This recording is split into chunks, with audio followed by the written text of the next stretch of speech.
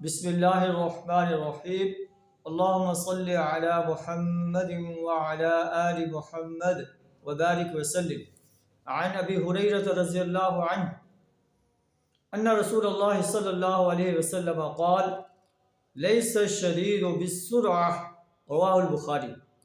حضرت ابو ہریرہ رضی اللہ تعالیٰ عنہ روایت کرتے ہیں کہ نبی صلی اللہ علیہ وسلم نے فرمایا، پہلوان وہ نہیں ہے جو کشتے میں دوسرے کو پٹخ دے، انما الشدید الذی یملک نفسہ عند الغضب، ہاں پہلوان وہ ہے جو غصے کے وقت اپنے آپ کو کنٹرول کر لے، اپنے آپ کو کنٹرول میں رکھے۔